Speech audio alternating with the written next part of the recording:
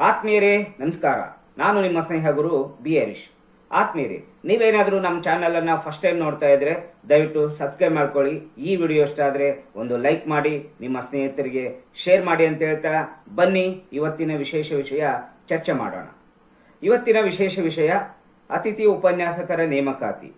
ಈಗ ಬಂದಿರುವ ಪ್ರಕಟಣೆ ಹೊಸ ಆನ್ಲೈನ್ ಕೌನ್ಸಿಲಿಂಗ್ ಅಲ್ಲ.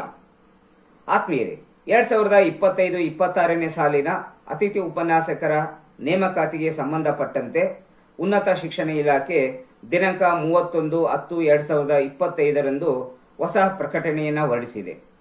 ಈ ಪ್ರಕಟಣೆ ಬಹಳಷ್ಟು ಅತಿಥಿ ಉಪನ್ಯಾಸಕರಲ್ಲಿ ಗೊಂದಲವನ್ನ ಉಂಟು ಮಾಡಿದೆ. ಇದು ಹೊಸದಾದ ಆನ್ಲೈನ್ ಕೌನ್ಸಿಲಿಂಗ್ ಪ್ರಕ್ರಿಯೆನ ಅಥವಾ ಮುಂದುವರಿಕೆ ಪ್ರಕ್ರಿಯೆನ, ಈ ಬಗ್ಗೆ ತುಂಬಾ ಗೊಂದಲ ಇದೆ. ಈ ಬಗ್ಗೆ ಒಂದು ಸ್ಪಷ್ಟತೆಯನ್ನ ಕೊಡುವಂತ ಒಂದು ಪ್ರಯತ್ನವನ್ನ ಇಲ್ಲಿ ಮಾಡ್ತಾ ಇದ್ದೇನೆ.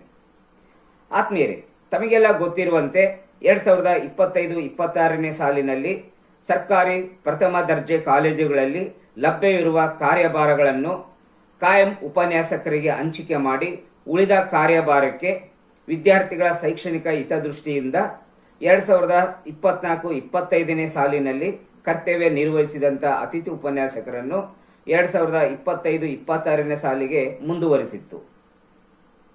ಈ ಸೆಮಿಸ್ಟರ್ ಪೂರ್ಣಗೊಳ್ಳುವವರಿಗೆ ಅಂತ ಹೇಳಿ ಅವರನ್ನ ಮುಂದುವರಿಸಿತ್ತು. ಅದಾದ ನಂತರ ಇನ್ನು ಕೆಲವು ವಿಷಯಗಳಲ್ಲಿ ಕಾರ್ಯಭಾರ ಉಳಿಕೆಯಾಗಿತ್ತು. ಆ ಒಂದು ಕಾರ್ಯಭಾರಕ್ಕೆ ದಿನಾಂಕ 6-10-2025 ಮತ್ತು 8-10-2025 ಆನ್ಲೈನ್ ಕೌನ್ಸಿಲಿಂಗ್ ಪ್ರಕ್ರಿಯೆ ನಡೀಬೇಕಾಗಿತ್ತು. ಆದರೆ ಅತಿಥಿ ಉಪನ್ಯಾಸಕರ ನೇಮಕಾತಿ ಪ್ರಕ್ರಿಯೆ ಹೈಕೋರ್ಟ್ನಲ್ಲಿ ಇದ್ದಿದ್ದರಿಂದ ಅದನ್ನ ರದ್ದುಪಡಿಸಲಾಗಿತ್ತು. 8-10-2025 ರಾಜ್ಯ ಹೈಕೋರ್ಟ್ ಒಂದು ತೀರ್ಪನ್ನು ಕೊಟ್ಟಿತ್ತು. ಯುಜಿಸಿ ನಿಯಮಗಳ ಅನ್ವಯವೇ ಅತಿಥಿ ಉಪನ್ಯಾಸಕರನ್ನ ನೇಮಕಾತಿ ಮಾಡ್ಕೋಬೇಕು ಅಂತೇಳಿ. ಹೀಗಾಗಿ ಸರ್ಕಾರ ಈಗ ಮತ್ತೆ ಆಯ್ಕೆ ಪ್ರಕ್ರಿಯೆಗೆ ಮುಂದಾಗಿದೆ. ಅವತ್ತಿನ ತೀರ್ಪಿನ ಅನ್ವಯವೇ ಯುಜಿಸಿ ಅರ್ಹತೆಯನ್ನು ಹೊಂದಿದ್ದಂಥವರನ್ನ ಈಗ ಮತ್ತೆ ಆನ್ಲೈನ್ ಕೌನ್ಸಿಲಿಂಗ್ ಪ್ರಕ್ರಿಯೆಗೆ ಚಾಲನೆಯನ್ನ ಕೊಟ್ಟಿದೆ. ಇದು ಮುಂದುವರಿಕೆಯ ಭಾಗವಾಗಿರುತ್ತೆ. ಅಂದ್ರೆ ಕಾಯಂ ಉಪನ್ಯಾಸಕರಿಗೆ ಹಂಚಿಕೆ ಮಾಡಿ ಮತ್ತು ಮುಂದುವರೆದಿರುವಂತಹ ಅತಿಥಿ ಉಪನ್ಯಾಸಕರಿಗೆ ಕಾರ್ಯಭಾರ ಹಂಚಿಕೆ ಮಾಡಿ ಇನ್ನೂ ಉಳಿದಂತಹ ಕಾರ್ಯಭಾರಕ್ಕೆ ಮಾತ್ರ ಈಗ ಆನ್ಲೈನ್ ಕೌನ್ಸಿಲಿಂಗ್ ಪ್ರಕ್ರಿಯೆ ನಡೆಯುತ್ತೆ. ಇದು ಹೊಸದಾದ ಆನ್ಲೈನ್ ಕೌನ್ಸಿಲಿಂಗ್ ಪ್ರಕ್ರಿಯೆ ಅಲ್ಲ. ಯಾಕೆ ಅಂತಂದ್ರೆ ಪ್ರಕಟಣೆಯನ್ನ ನಾವು ಸೂಕ್ಷ್ಮವಾಗಿ ಪರಿಗಣಿಸಿದರೆ ಕೆಲವೊಂದು ಅಂಶಗಳು ನಮಗೆ ಗೊತ್ತಾಗ್ತವೆ. ನಾನೊಂದು ಅಂಶಗಳನ್ನ ಇಲ್ಲಿ ತಿಳಿಸುವಂತ ಪ್ರಯತ್ನವನ್ನ ಮಾಡ್ತೀನಿ. ಮೊದಲಿಗೆ ಒಂದು ಪ್ರಕಟಣೆಯ ವೇಳಾಪಟ್ಟಿ ಮೇಲೆ ಒಂದು ಅಂಶ ಇದೆ. ಅದು ಏನಂದ್ರೆ, ಸರ್ಕಾರದ ಆದೇಶ ಸಂಖ್ಯೆ ಇಡಿ 242 DCE 2021 ದಿನಾಂಕ 14-1-2022 ಹಾಗೂ ಮಾನ್ಯ ಉಚ್ಚ ನ್ಯಾಯಾಲಯವು ದಿನಾಂಕ 8-10-2025 ನೀಡಿದ ಅಂತಿಮ ತೀರ್ಪಿನನ್ವಯ ಸೇವಾ ಅನುಭವ ಹಾಗೂ ಯುಜಿಸಿ ವಿದ್ಯಾರ್ಹತೆ ಆಧಾರದ ಮೇಲೆ ಅತಿಥಿ ಉಪನ್ಯಾಸಕರನ್ನು ತಾತ್ಕಾಲಿಕವಾಗಿ ಹೆಚ್ಚುವರಿ ಕಾರ್ಯಭಾರಕ್ಕೆ ಅನುಗುಣವಾಗಿ 2025-26ನೇ ಸಾಲಿನ ಆನ್ಲೈನ್ ಕೌನ್ಸಿಲಿಂಗ್ ಪ್ರಕ್ರಿಯೆಯ ಮೂಲಕ ಆಯ್ಕೆ ಮಾಡಿಕೊಳ್ಳುವ ಸಂಬಂಧ ಆಯ್ಕೆ ಪ್ರಕ್ರಿಯೆ ವೇಳಾಪಟ್ಟಿ ಈ ಕೆಳಗಿನಂತಿದೆ.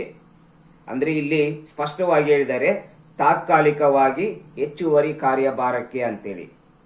ಅಂದ್ರೆ ಉಳಿಕೆಯಾಗಿರುವ ಕಾರ್ಯಭಾರಕ್ಕೆ ಮಾತ್ರ ಈಗ ಆನ್ಲೈನ್ ಕೌನ್ಸಿಲಿಂಗ್ ಪ್ರಕ್ರಿಯೆ ನಡೆಯುತ್ತೆ. ಹೊಸದಾದ ಆನ್ಲೈನ್ ಕೌನ್ಸಿಲಿಂಗ್ ಪ್ರಕ್ರಿಯೆ ಅಲ್ಲ. ಇನ್ನೂ ಒಂದು ಕೊನೆಯದಾಗಿ ಷರತ್ತುಗಳಂತಿದೆ. ಅದರಲ್ಲಿ 3ನೇ ಷರತ್ತನ್ನು ನಾವು ಗಮನಿಸಬೇಕು. ಈ ಪ್ರಕಟಣೆಯಲ್ಲಿ ಮೇಲಿನಂತೆ ತಿಳಿಸಿರುವ ಅಂಶಗಳನ್ನು ಒಳಗೊಂಡಂತೆ ಈ ಸಂಬಂಧ ಈ ಹಿಂದೆ ಹೊರಡಿಸಲಾಗಿರುವ ಸರ್ಕಾರ ಬಾರ್ ಇಲಾಖೆಯ ಸುತ್ತೋಲೆ, ಪ್ರಕಟಣೆ, ಅಧಿಕೃತ ಜ್ಞಾಪನ, ಆದೇಶಗಳಲ್ಲಿನ ಎಲ್ಲ ಅಂಶಗಳು ಅನ್ವಯವಾಗುತ್ತವೆ. ಸುತ್ತೋಲೆ ಇರಬಹುದು, ಪ್ರಕಟಣೆ ಇರಬಹುದು, ಅಧಿಕೃತ ಜ್ಞಾಪನೆ ಇರಬಹುದು ಮತ್ತು ಆದೇಶಗಳಿರ್ಬೋದು. ಈ ಎಲ್ಲಾ ಅಂಶಗಳು ಅನ್ವಯವಾಗುತ್ತವೆ ಅಂತ ಇಲ್ಲಿ ಸ್ಪಷ್ಟವಾಗಿ ಹೇಳಿದ್ದಾರೆ. ಹೀಗಾಗಿ ಇದು ಉಳಿಕೆಯಾಗಿರುವ ಕಾರ್ಯಭಾರಕ್ಕೆ ಮಾತ್ರ ಆನ್ಲೈನ್ ಕೌನ್ಸಿಲಿಂಗ್ ಪ್ರಕ್ರಿಯೆ, ಹೊಸದಾದ ಆನ್ಲೈನ್ ಕೌನ್ಸಿಲಿಂಗ್ ಪ್ರಕ್ರಿಯೆ ಅಲ್ಲ. ಜೊತೆಗೆ ಹೊಸ ಆನ್ಲೈನ್ ಕೌನ್ಸಿಲಿಂಗ್ ಪ್ರಕ್ರಿಯೆ ಮಾಡಬೇಕು ಅಂತಂದ್ರೆ ಹೀಗೆ ಇರುವ ಅತಿಥಿ ಉಪನ್ಯಾಸಕರನ್ನ ಕರ್ತವ್ಯದಿಂದ ಬಿಡುಗಡೆ ಮಾಡಬೇಕು. ಇಲ್ಲಿಯವರೆಗೂ ಅತಿಥಿ ಉಪನ್ಯಾಸಕರನ್ನ ಬಿಡುಗಡೆ ಮಾಡುವ ಯಾವುದೇ ಆದೇಶ ಆಗಲಿ, ಪ್ರಕಟಣೆ ಆಗಲಿ, ಸುತ್ತೋಲೆ ಆಗಲಿ, ಜ್ಞಾಪನ ಆಗಲಿ ಬಂದಿಲ್ಲ. ಅಂದ್ರೆ ಅವರೆಲ್ಲರೂ ಈ ಸೆಮಿಸ್ಟರ್ ಪೂರ್ಣಗೊಳ್ಳುವವರೆಗೂ ಮುಂದುವರಿತಾರೆ. ಖಾಲಿ ಉಳಿದಂತ ಕಾರ್ಯಭಾರಕ್ಕೆ ಮಾತ್ರ ಆನ್ಲೈನ್ ಕೌನ್ಸಿಲಿಂಗ್ ಪ್ರಕ್ರಿಯೆ ನಡೆಯುತ್ತೆ. ಯಾರ್ಯಾರು ಅರ್ಹತೆಯನ್ನ ಪಡೆದಿದ್ದೀರಿ, ಯಾರ್ಯಾರು ಮೆರಿಟ್ ಪಟ್ಟಿಯಲ್ಲಿ ಬರೀತೀರಿ, ಅವರೆಲ್ಲರೂ ಆನ್ಲೈನ್ ಕೌನ್ಸಿಲಿಂಗ್ ನಲ್ಲಿ ಆಯ್ಕೆಯಾಗಿ ತಮ್ಮ ತಮ್ಮ ಕರ್ತವ್ಯಗಳಿಗೆ ಹಾಜರಿಯಾಗಿ ಒಳ್ಳೆಯ ಕರ್ತವ್ಯನ ನಿರ್ವಹಿಸ್ರಿ ಅಂತ ಹೇಳ್ತಾ, ಹೊಸ ಆನ್ಲೈನ್ ಕೌನ್ಸಿಲಿಂಗ್ ಪ್ರಕ್ರಿಯೆ ಯಾವಾಗ ಪ್ರಾರಂಭ ಆಗುತ್ತಂದ್ರೆ, ಈಗೇನು ಕೆಸೆಟ್ ಎಕ್ಸಾಮ್ ನಡೀತಾ ಇದೆ, ಈ ಎಕ್ಸಾಮ್ ನಡೆದು ಇದರ ರಿಸಲ್ಟ್ ಬಂದ ಮೇಲೆ ಬಹುಶಃ ಹೊಸದಾಗಿ ಆನ್ಲೈನ್ ಕೌನ್ಸಿಲಿಂಗ್ ಪ್ರಕ್ರಿಯೆ ನಡೀಬಹುದು. ಅದು ಕಂಪ್ಲೀಟ್ ಆಗಿ ಯುಜಿಸಿ ವಿದ್ಯಾರ್ಥಿಯನ್ನ ಹೊಂದಿದವರಿಗೆ ಮಾತ್ರ. ಇದರಲ್ಲಿ ಯಾವುದೇ ಅನುಮಾನ ಇಲ್ಲ. ಅಷ್ಟರೊಳಗೆ ಮತ್ತೇನು ಸರ್ಕಾರ ಇಲಾಖೆ ತೀರ್ಮಾನ ತೆಗೆದುಕೊಳ್ಳುತ್ತೆ, ಕಾದು ನೋಡಬೇಕಾಗಿದೆ. ಹೀಗಾಗಿ ಯಾರು ಆತಂಕಕ್ಕೆ ಒಳಗಾಗಬೇಡಿ, ಯಾರು ಗೊಂದಲಕ್ಕೆ ಒಳಗಾಗಬೇಡಿ. ಈಗೇನು ಕರ್ತವ್ಯ ನಿರ್ವಹಿಸ್ತಾ ಇದ್ದೀರಿ ಅವರು ನಿರಾತಂಕವಾಗಿ ತಮ್ಮ ಕರ್ತವ್ಯದಲ್ಲಿ ಮುಂದುವರಿಯಿರಿ ಅಂತ ಹೇಳ್ತಾ ಇಲ್ಲಿಗೆ ನನ್ನ ಮಾತುಗಳನ್ನು ಮುಗಿಸ್ತಾ ಇದ್ದೀನಿ. ಹೊಸ ಅಪ್ಡೇಟ್ ಏನಾದರೂ ಬಂದ್ರೆ ತಕ್ಷಣ ನಿಮ್ಮ ಮುಂದಿಡುವಂತಹ ಪ್ರಯತ್ನ ಮಾಡ್ತೀನಿ. ಅಲ್ಲಿವರೆಗೂ ಎಲ್ಲರಿಗೂ ನಮಸ್ಕಾರಗಳು.